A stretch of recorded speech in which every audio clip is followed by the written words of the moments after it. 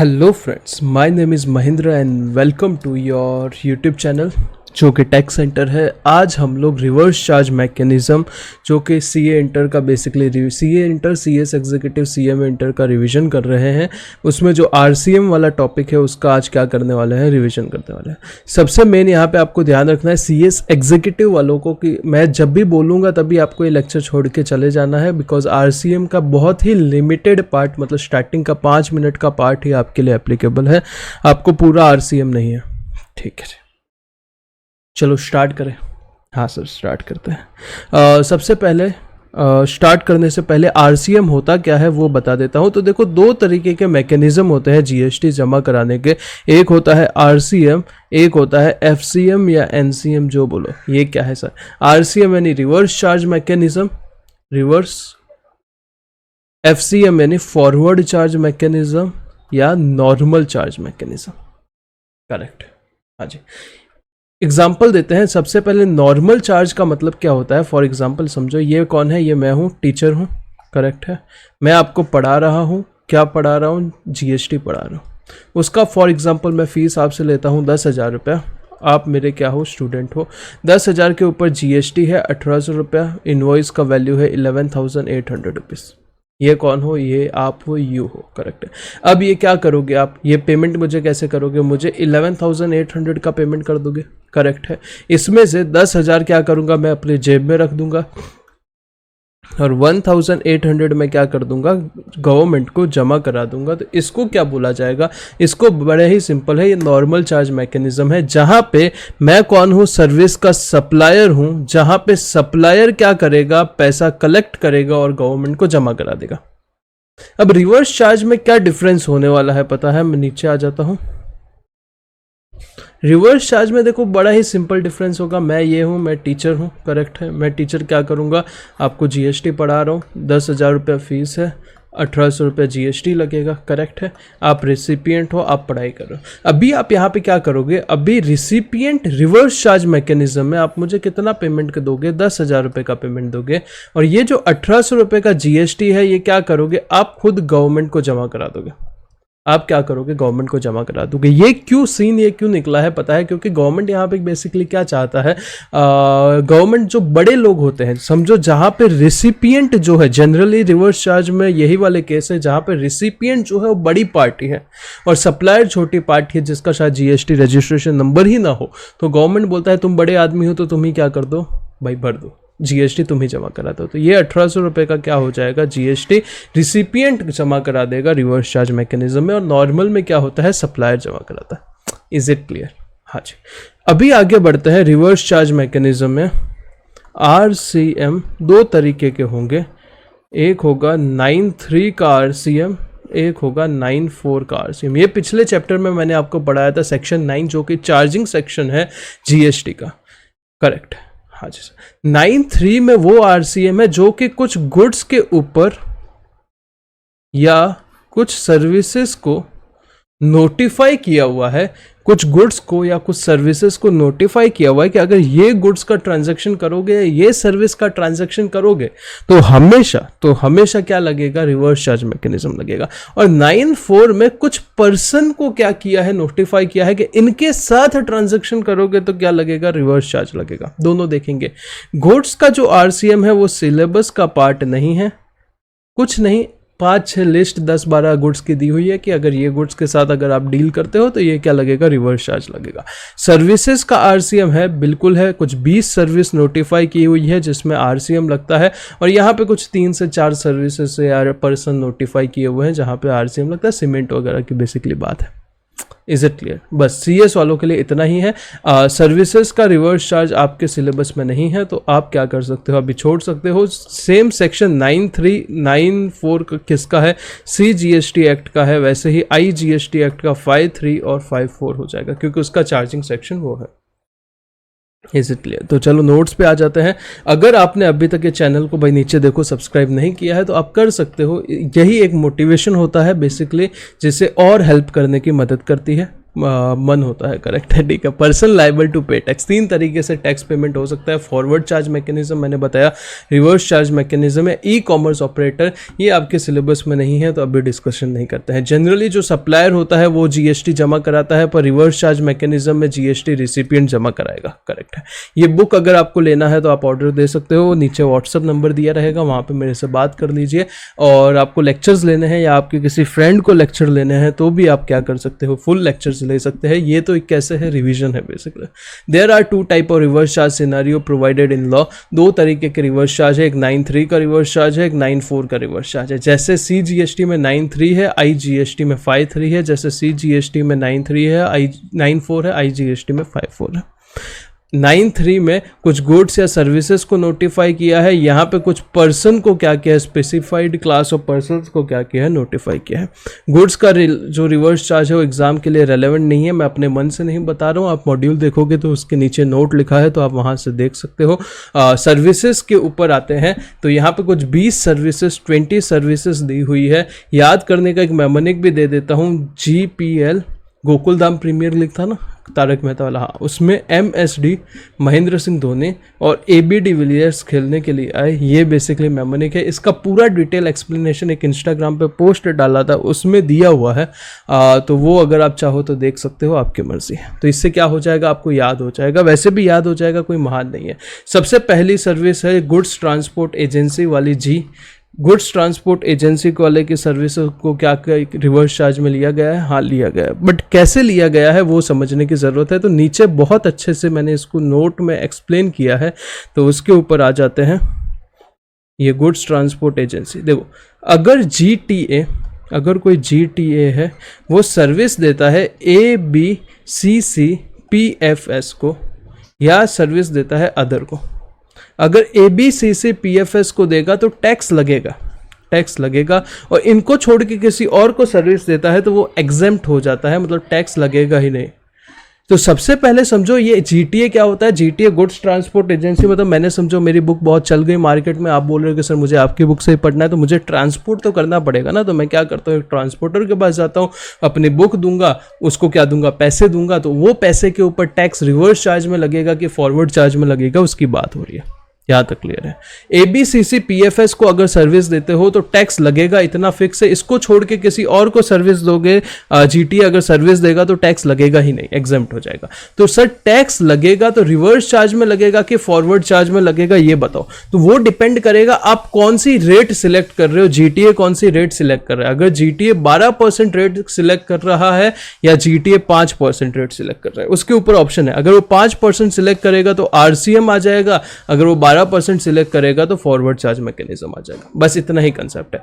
ABCC PFS क्या होता है, ABCC PFS का मतलब होता है A यानी एनी रजिस्टर्ड पर्सन, B यानी कोई बॉडी कॉर्पोरेट, C यानी कैजुअल टैक्सेबल पर्सन, C यानी कोऑपरेटिव सोसाइटी, P यानी पार्टनरशिप फर्म, F यानी फैक्ट्री, S यानी सोसाइटी।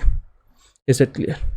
यहाँ पे पूरा है जो मैंने बताया वो एक्सप्लेन कर दिया है। अगर जो रिसिपिएंट है वो स्पेसिफाइड रेसिपिएंट है या फिर वो रिसिपिएंट है अदर देन स्पेसिफाइड रेसिपिएंट है, अदर देन स्पेसिफाइड रेसिपिएंट मतलब वो ABCC PFS नहीं है तो टैक्स लगेगा ही नहीं।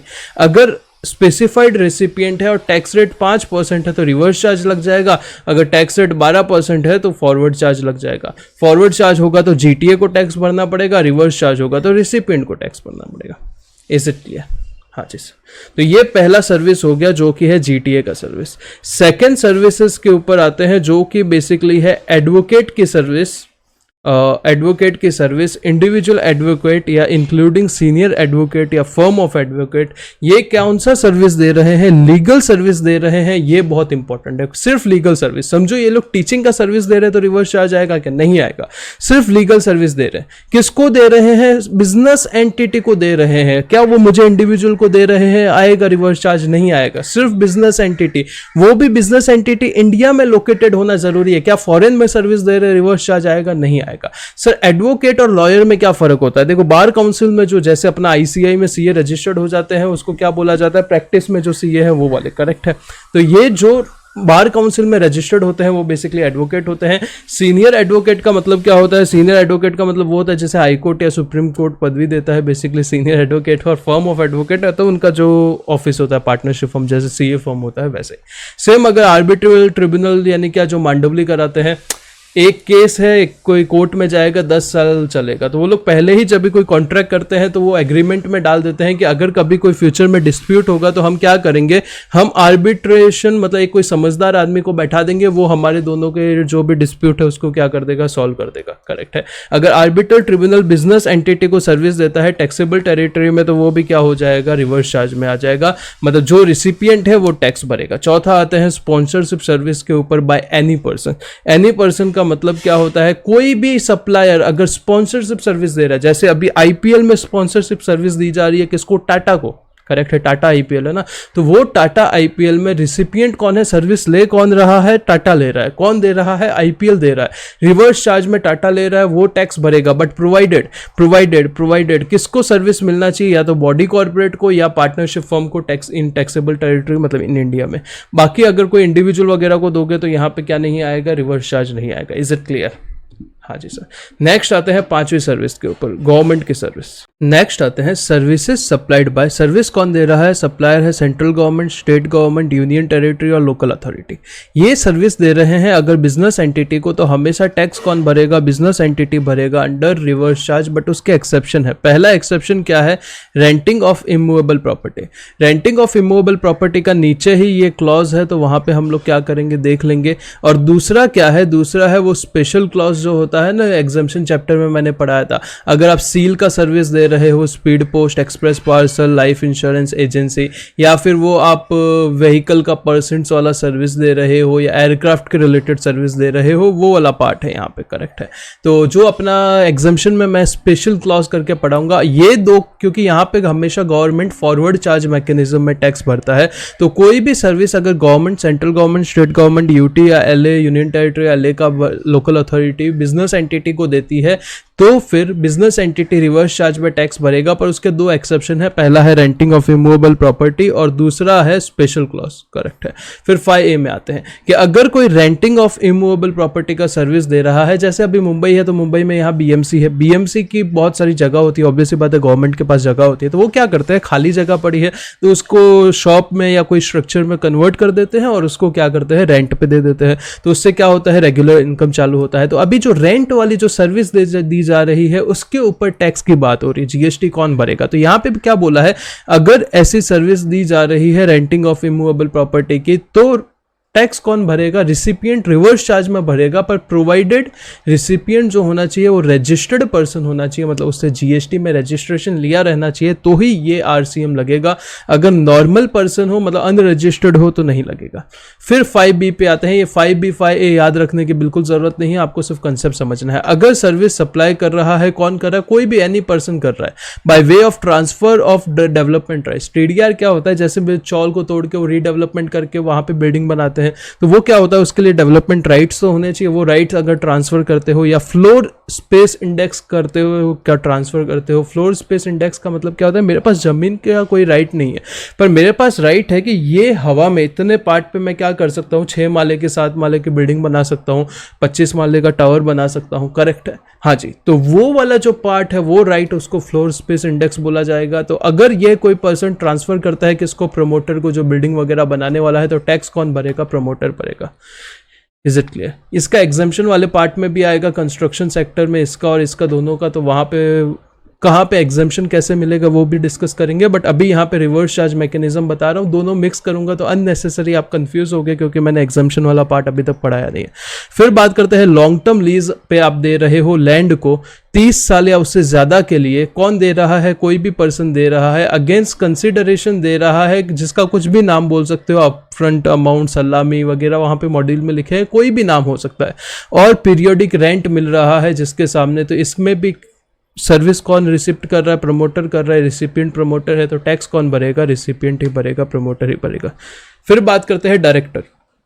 अगर कोई डायरेक्टर अपनी सर्विस दे रहा है कंपनी को, तो कंपनी हमेशा रिवर्स चार्ज मैकेनिज्म में टैक्स भरेगी। पर इंपॉर्टेंट क्या है, वो डायरेक्टर जो है वो कंपनी का एम्प्लॉय नहीं होना चाहिए। फॉर एग्जांपल डायरेक्टर ने पूरे साल काम किया, 20 लाख रुपए का बिल दिया कि अभी 20 लाख का पेमेंट करो। अभी वो 20 लाख का जो पेमेंट होगा उसके ऊपर टैक्स लगेगा कि नहीं लगेगा, उसके मतलब रिवर्स चार्ज रहेगा कि फॉरवर्ड चार्ज रहेगा कि जीएसटी नहीं रहेगा, उसमें क्या देखा जाएगा। डायरेक्टर जो है अगर एम्प्लॉय है या नॉट एम्प्लॉय है, नॉट एम्प्लॉय का मतलब क्या है, प्रोफेशनल है बेसिकली, नॉन एम्प्लॉय प्रोफेशनल है। अगर एम्प्लॉय होगा तो जीएसटी लगेगा ही नहीं, शेड्यूल 3 में आ जाएगा, करेक्ट है, एम्प्लॉयमेंट के रिलेशन में जीएसटी लगेगा ही नहीं। तो पता कैसे चलेगा कि वो एम्प्लॉय है, तो क्लैरिफिकेशन दिया है कि अगर उसका टीडीएस, इनकम टैक्स का टीडीएस सेक्शन 192 में कट रहा है मतलब वो एम्प्लॉय है। अगर उसका टीडीएस कट रहा है सेक्शन 194J में मतलब वो प्रोफेशनल है।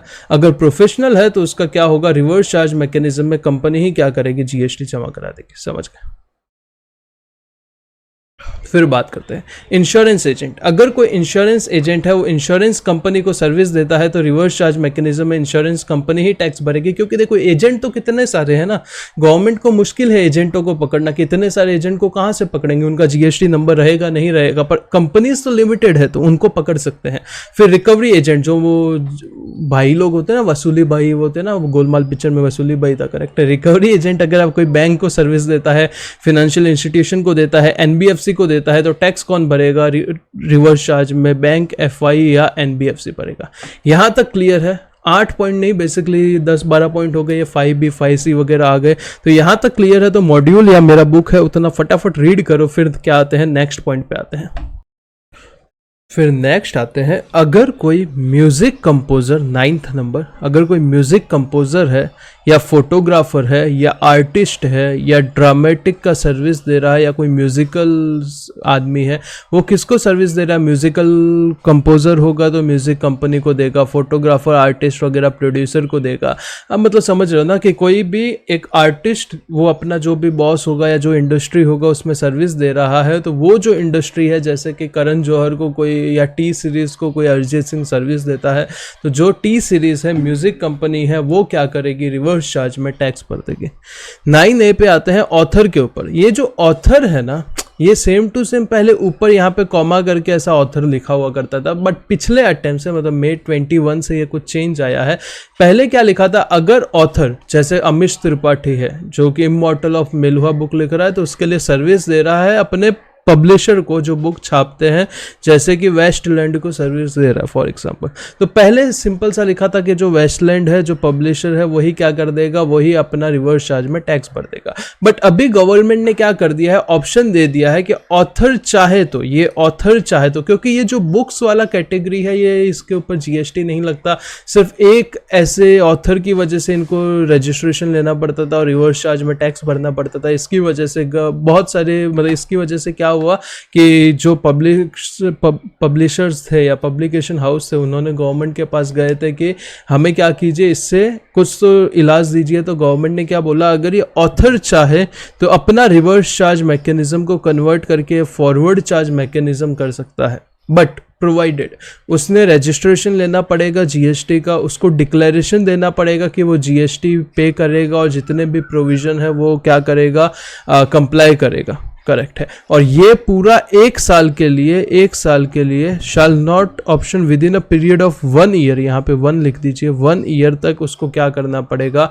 ये ऑप्शन कैरी आउट करना पड़ेगा। यहाँ पे एक 1 लिख देना बस, 1 ईयर के लिए इसको क्या करना पड़ेगा, कैरी आउट करना पड़ेगा।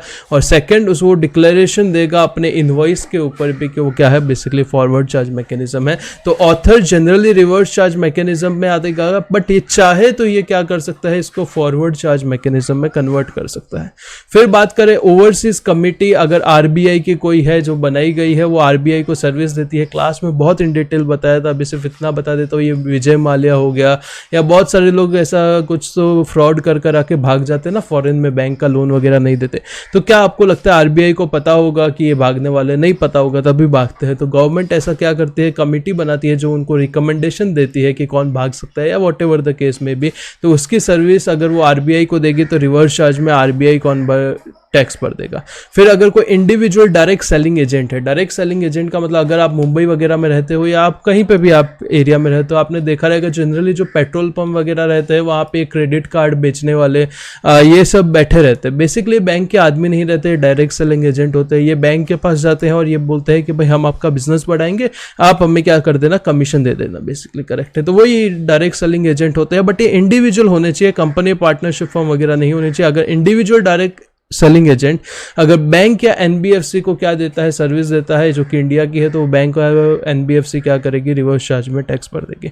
फिर अगर कोई बिजनेस फैसिलिटेटर, बिजनेस फैसिलिटेटर का मतलब क्या, जनरली ये समझिए कि गांव वगैरह में अगर कोई ऐसा आदमी है जो क्या करता है, बैंकिंग के बिजनेस को फैसिलिटेट करना, मतलब रूरल में जाके इंश्योरेंस बेचता है या फिर आपके अकाउंट खुलवाता है जिसके ऊपर वो कमीशन वगैरह लेता है। अगर बिजनेस फैसिलिटेटर बैंकिंग कंपनी को सर्विस देता है तो बैंकिंग कंपनी क्या करेगी, रिवर्स चार्ज में टैक्स भरेगी। अगर बिजनेस करेस्पॉन्डेंट, अगर कोई एजेंट है बिजनेस करेस्पॉन्डेंट का, वो बिजनेस करेस्पॉन्डेंट को सर्विस दे रहा है। ऊपर क्या था, बिजनेस फैसिलिटेटर बैंक को सर्विस दे रहा है। बिजनेस फैसिलिटेटर और बिजनेस करेस्पॉन्डेंट का बेसिक डिफरेंस बता देता हूं, एग्जाम्शन में और डिटेल में बताऊंगा। बेसिक डिफरेंस देखो क्या है पता है, बिजनेस करेस्पॉन्डेंट बड़ा आदमी होता है, वो बैंक के नाम पे खुद को रिप्रेजेंट कर सकता है, बोल सकता है कि मैं ही बैंक का आदमी हूं। काम सिमिलर है। जनरली बिजनेस करेस्पॉन्डेंट इंडिविजुअल्स वगैरह नहीं होते, कंपनी पार्टनरशिप फर्म वगैरह होते हैं, करेक्ट है। और इन डिटेल हम बात करेंगे कहाँ पे, अपना एग्जाम्शन वाले में। तो अगर बिजनेस करेस्पॉन्डेंट सर्विस देता है बैंक को, तो वो रिवर्स चार्ज में नहीं है। रिवर्स चार्ज में क्या है, अगर कोई एजेंट है बिजनेस करेस्पॉन्डेंट का, वो बिजनेस करेस्पॉन्डेंट को सर्विस दे रहा है, तो रिवर्स चार्ज में बिजनेस करेस्पॉन्डेंट क्या भरेगा, टैक्स भरेगा। ये समझ लेना। यहां तक समझा। ये 9A से लेके 13 तक आप क्या करो, रीड कर लो। फिर आते हैं नेक्स्ट 14 के ऊपर, पॉज करके रीड कर लो। फिर 14, 15, 16 लास्ट है। नेक्स्ट आते हैं सिक्योरिटी सर्विसेज के ऊपर। अगर आप सिक्योरिटी सर्विस देते हो, कैसे देते हो, सीसीटीवी कैमरा वगैरह नहीं रहना चाहिए। आप पर्सनल, मतलब वॉचमैन, सिक्योरिटी गार्ड वगैरह के द्वारा क्या देते हो, सिक्योरिटी सर्विस देते हो। और आप बॉडी कॉर्पोरेट नहीं हो, मतलब आप कंपनी नहीं हो, ये ध्यान रहना चाहिए। आप अदर देन बॉडी कॉर्पोरेट हो और आप सर्विस दे रहे हो ऐसे आदमी को जो कि रजिस्टर्ड पर्सन है, जो कि जीएसटी में रजिस्टर्ड है, तो कौन टैक्स भरेगा, आरसीएम में जो रजिस्टर्ड पर्सन है वो क्या कर देगा, टैक्स भर देगा। Is it clear. आप सिक्योरिटी सर्विस दे रहे हो, कैसे दे रहे हो, बाय वॉचमैन, पर्सनल दे रहे हो, डिवाइसेस के थ्रू नहीं दे रहे हो, पर्सनल के थ्रू दे रहे हो। और आप बॉडी कॉर्पोरेट नहीं हो, आप एक रजिस्टर्ड पर्सन को दे रहे हो, तो आप टैक्स नहीं भरोगे, आरसीएम में रिसिपिएंट टैक्स भरेगा। Provided that nothing content in this entry shall apply to government, department, local authority और गवर्नमेंट एजेंसी। मतलब अगर आप जिसको वॉचमैन प्रोवाइड कर रहे हो वो गवर्नमेंट वाले हैं, तो फिर आपका ये नहीं लगेगा रिवर्स चार्ज। रजिस्ट्रेशन लिया है उन्होंने सिर्फ टीडीएस डिडक्ट करने के लिए, या फिर जो रजिस्टर्ड पर्सन है वो कंपोजिशन स्कीम में है, तो भी वो रिवर्स चार्ज में नहीं टैक्स भरेगा। Is it clear. फिर 15th पॉइंट पे आते हैं। आप क्या हो, एक ऐसे आदमी हो जो कि आप बॉडी कॉर्पोरेट नहीं हो। ये ध्यान रखना है, यहां पे भी आप क्या नहीं हो, बॉडी कॉर्पोरेट नहीं हो, मतलब आप कंपनी नहीं हो। और आप सर्विस किसको दे रहे हो, आप कंपनी को सर्विस दे रहे हो, आप एक बॉडी कॉर्पोरेट को सर्विस दे रहे हो। पहला पॉइंट क्या है, आप बॉडी कॉर्पोरेट नहीं हो। दूसरा पॉइंट क्या है, रिसिपिएंट क्या है, बॉडी कॉर्पोरेट है। इतना क्लियर है। आप सर्विस किस चीज का दे रहे हो, आप सर्विस दे रहे हो पैसेंजर ट्रांसपोर्ट का। आप क्या दे रहे हो, सर्विस पैसेंजर ट्रांसपोर्ट का। तो ये तीसरा पॉइंट इंपॉर्टेंट है, आप पैसेंजर ट्रांसपोर्ट का सर्विस दे रहे हो। ऊपर गुड्स ट्रांसपोर्ट का पहला ही आ गया था, ये पैसेंजर ट्रांसपोर्ट का है। चौथा पॉइंट इंपॉर्टेंट है कि जो फ्यूल का कॉस्ट है वो कौन दे रहा है, वो चार्ज हो रहा है from service recipient. Service provided by way of renting of any motor vehicle design to carry passenger where the cost of fuel is included in the consideration of charge from service recipient. ये बहुत important point है कि वो include होना चाहिए, correct है। इतना हो गया। हाँ, तो चौथा फ्यूल वाला पॉइंट। और पांचवा जो कि इंपॉर्टेंट है वो क्या है, पांचवा है कि जो रेट है वो आपके पास फिर ऑप्शन होगा या तो 12% या 5%, पर आपको कौन सा लेना है, रिवर्स चार्ज में आना है तो 5% लेना है, और 12% लोगे तो कहां पे आ जाओगे, फॉरवर्ड चार्ज में आ जाओगे। तो सर यहाँ पे 6% क्या लिखा है, 6% CGST का होगा तो 6% SGST का होगा, 12% रेट हो जाएगा। तो आपको ये 12% नहीं लेना है अगर आपको रिवर्स चार्ज में आना है। नीचे बहुत अच्छा चार्ट बनाया हुआ है जो कि आपका मॉड्यूल का है बेसिकली, पर बहुत अच्छा है तो मैंने यहाँ पे ले लिया है। ये देखो, अगर आप सबसे पहले 12% रेट ले लोगे तो सीधा आप कहाँ आ जाओगे, फॉरवर्ड चार्ज में आ जाओगे। अगर आप 5% जीएसटी का रेट लोगे तो आपको ये देखना है सप्लायर बॉडी कॉर्पोरेट है या अदर देन बॉडी कॉर्पोरेट है, करेक्ट है। अगर सप्लायर बॉडी कॉर्पोरेट है तो सीधा फॉरवर्ड चार्ज आ जाएगा। अगर supplier other than body corporate है तो देखना है रिसिपिएंट बॉडी कॉर्पोरेट है या रिसिपिएंट बॉडी कॉर्पोरेट नहीं है। अगर रिसिपिएंट बॉडी कॉर्पोरेट नहीं है तो सीधा फॉरवर्ड चार्ज आ जाएगा। अगर रिसिपिएंट बॉडी कॉर्पोरेट है तो रिवर्स चार्ज तब आएगा जब पर्सन रिवर्स चार्ज आ जाएगा। बट यहाँ पे एक वो कॉस्ट ऑफ फ्यूल वाला पॉइंट आपको क्या ध्यान रखना है, बहुत इंपॉर्टेंट है। आरसीएम अप्लाई हो जाएगा बट आपको 12% वाला पॉइंट तो ठीक है भाई। फिर लास्ट पॉइंट आ जाते हैं आरसीएम के, जो कि है लेंडर। समझो मेरे पास बहुत सारी से इन्वेस्टमेंट्स है, मेरा पोर्टफोलियो समझो बहुत स्ट्रांग है, मेरे को 10-20 साल तक बेचना है नहीं। आप एक मेरे स्टूडेंट हो, आप क्या बोलते हो सर ये जो सिक्योरिटी आपके पास पड़ा है आप ये हमें क्या दे दो, उधार दे दो, क्या लैंड कर सकते हैं? हाँ, सेबी में है प्रॉपर रेगुलेशन कि आप क्या कर सकते हो, अपनी सिक्योरिटी लैंड कर सकते हो। हम क्या करेंगे, शॉर्ट टर्म में उसका ट्रेड वगैरह करके आपको प्रॉफिट निकाल के देंगे, थोड़ा आप रखना थोड़ा हम रखना, मैं रेडी हो गया, मैं दे रहा हूँ। तो अगर आप क्या हो, आप लैंडर हो, आप सर्विस किसका लैंडिंग कर रहे हो, सिक्योरिटी का लैंडिंग कर रहे हो अंडर सिक्योरिटीज लैंडिंग स्कीम जो भी गवर्नमेंट का है उसमें, और बोरोवर क्या कर रहा है, इससे कुछ कमा रहा है जिसका आपको पेमेंट देगा, तो ये पेमेंट के ऊपर जीएसटी लगेगा, उसके ऊपर बोरोवर क्या करेगा, आरसीएम में टैक्स भरेगा। पर आपका सवाल ये आएगा सर सिक्योरिटी के ऊपर तो लगता ही नहीं है GST, other than money and security goods services के डेफिनेशन में लिखा है, पर उसके नीचे एक कंडीशन लिखा था, अगर आप सर्विसेज में सिक्योरिटी है पर उसके ऊपर कुछ कंसीडरेशन वाला पार्ट है तो कंसीडरेशन के ऊपर तो जीएसटी लगता है ना। All the above services have also notified under IGST act, मतलब ये जो 20 सर्विसेज ऊपर मैंने बताई आपको सीजीएसटी में है वो आईजीएसटी में भी है। इन एडिशन टू देम 2 और ऐसी सर्विसेज है जो आईजीएसटी में दी हुई है, पर वो अपने को फाइनल में देखना है, अभी इंटर में नहीं देखना। Is it clear? तो फटाफट ये 20 सर्विसेज का क्या कर दो, रिवीजन कर लो, फिर हम लोग आगे आते हैं और छोटा सा कुछ आरसीएम के रिलेटेड 2-3 पॉइंट बचे हुए हैं, जो कि 9(4) का आरसीएम, रिवर्स चार्ज का क्या कंसेप्ट है, और बस इतना सा बाकी है जो हम क्या करते हैं, रिवाइज करते हैं। ठीक है, अगर वीडियो अच्छा लग रहा है तो लाइक कर दीजिए, उससे क्या होगा और लोगों तक पहुंचेगा, बाकी कुछ नहीं है। ठीक है, तो यहाँ पे कुछ गुड्स के रिलेटेड रेट प्रिस्क्राइब किए हैं जो कि आप क्या कर देना, रीड कर लेना। जीएसटी रेट कुछ सर्विसेज के लिए प्रिस्क्राइब किए हैं, वो आप क्या कर देना, ये सब रीडिंग वाली चीज़ है, आप रीड कर सकते हो। इंपॉर्टेंट आते हैं जो कि ये है applicability of GST in real estate transaction, important है। हाँ जी, यहाँ पे आपका सेक्शन 9(4) का जो आरसीएम है वो भी क्या हो जाएगा, कवर हो जाएगा, ये भी आरसीएम यहाँ पे क्या हो जाएगा, कवर हो जाएगा। सबसे पहले आते हैं effective rate of GST on real estate sector for new project by promoter. अगर कोई प्रमोटर नया प्रोजेक्ट स्टार्ट करता है तो उसमें जीएसटी क्या रहेगा।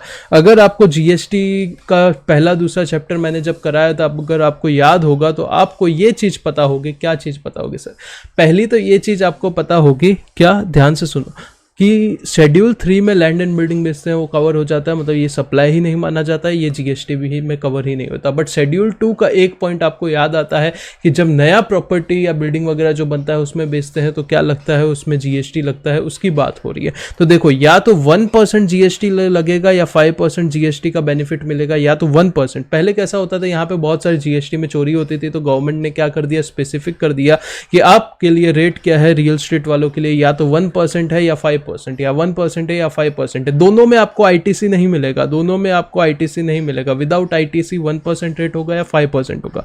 1% का बेनिफिट सिर्फ अफोर्डेबल हाउस को मिलेगा, सिर्फ अफोर्डेबल हाउस को 1% का बेनिफिट मिलेगा। तो अफोर्डेबल हाउस का मतलब क्या है, अगर मेट्रो सिटी में एरिया 60 स्क्वायर किलोमीटर है, नॉन मेट्रो सिटी में एरिया 90 स्क्वायर किलोमीटर है, तो उसको अफोर्डेबल हाउस बोला जाएगा। प्लस ये एरिया का एक कंडीशन हो गया, दूसरा वैल्यू का कंडीशन है, वो प्रॉपर्टी का वैल्यू 45 लाख तक होगा, प्लस उसका एरिया 60 या 90 होगा, तो ही क्या माना जाएगा, 1% का रेट का बेनिफिट मिलेगा। तो चलो 1% नहीं मिलेगा तो 5% मिलेगा, हाँ जी 5% मिलेगा। अदर देन अफोर्डेबल हाउस में क्या आपको मिल जाएगा, 5% का आपको आईटीसी मिल जाएगा।